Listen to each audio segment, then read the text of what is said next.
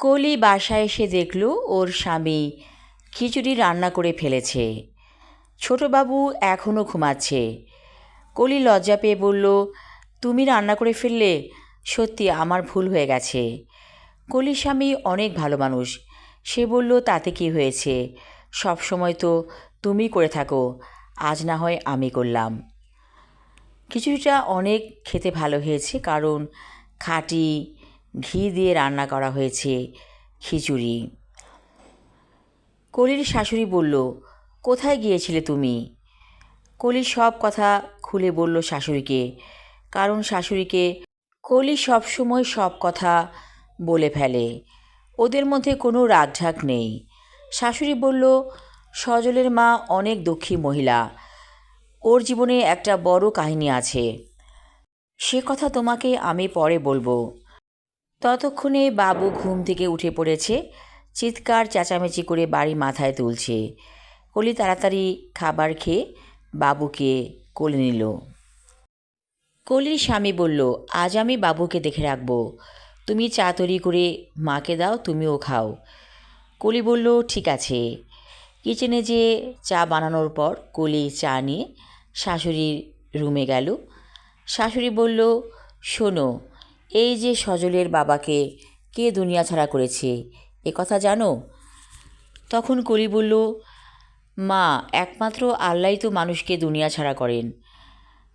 কলির শাশুড়ি বলল, না, এমন অনেক মানুষ আছে যারা ষড়যন্ত্র করে। এই যে আমিরন, সে কিন্তু সজলের মায়ের সংসারটা ভেঙে দিয়েছিল, কারণ গোপনে গোপনে সে সজলের বাবার সাথে পরকীয়া প্রেম করত। কলি আঁতকে উঠে বলল, কি বলেন মা, সত্যি? হ্যাঁ সত্যি, এই দুনিয়ায় অনেক কাহিনী ঘটে থাকে যা কেউ জানে না। আমি একদিন ধরে ফেলেছিলাম, তখন অনেক রাত।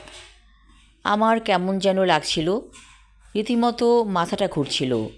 মনে হচ্ছিল একটু হেঁটে আসি, হাঁটলে হয়তো ভালো লাগবে। তারপর আমি রাতের বেলায় একটু হাঁটতে বের হলাম। এমন সময় দেখলাম আমিরন আর সজলের বাবাকে আপত্তিকর অবস্থায়। আমার চোখে চোখ পড়তেই আমিরন ভয় পেয়ে গিয়েছিল। তারপর আমি বাসায় ফিরে এসেছিলাম। পরদিন আমিরন এসে বলেছিল, এই কথা কাউকে জানাবেন না, তাহলে কিন্তু আপনার বড় রকমের ক্ষতি হয়ে যাবে। দেখো বৌমা, আমি কিন্তু সহজে কাউকে কোনো কথা বলি না, কিন্তু এই কথা আমি গোপন রাখতে পারলাম না। ঠিকই আমি সজলের মাকে সব বলে দিয়েছিলাম। সেই থেকে শুরু হলো বিপর্যয় সজলের মায়ের সংসারে। তারপর মরণবাণ মেরেই ফেলল আমিরন সজলের বাবাকে। কত বড় কাল নাগিনী আমাদের আশেপাশেই আছে। হঠাৎ করে কলির মনে হলো সজলকে ফোন নাম্বার দেওয়াটা ঠিক হয়নি। এমন যদি হয়ে যায় ওর জীবনেও, তাহলে কি হবে? ওর সংসারও তো ভেঙে যাবে। তখন মনে মনে প্রতিজ্ঞা করল, সজলের সাথে দুর্ব্যবহার করতে হবে নিজের স্বার্থেই। তখন অনেক রাত, ঘুমিয়ে আছে কলির স্বামী এবং সন্তান। এমন সময় ফোনের রিংটোন বেজে উঠল।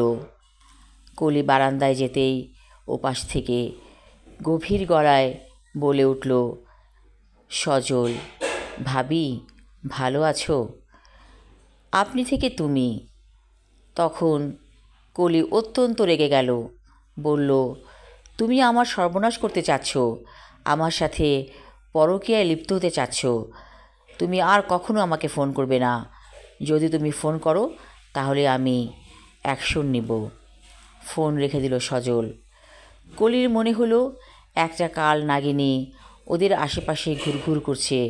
হয়তোবা আমিরন এই চক্রান্ত করছে কলির সংসার ভাঙার জন্য।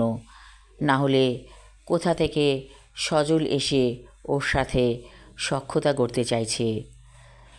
কলির মনে হলো এই বুড়ো শুকনগুলো সমাজের মধ্যে থাকবে, কিন্তু এদেরকে মোকাবেলার করার ক্ষমতাও রাখতে হয়। মনের মেঘ যেন কেটে গেছে। কলি কিচেনে যেয়ে চা বানালো। সে চা নিয়ে বারান্দায় বসলো। ভালো লাগছে রাতের আকাশ দেখতে নিজেকে শুদ্ধ এবং পরিশুদ্ধ লাগছে। আমি আমার লেখা ছোট গল্প বুড়ো শকুন পর্ব 5 এবং শেষ পর্ব পড়লাম। ধন্যবাদ।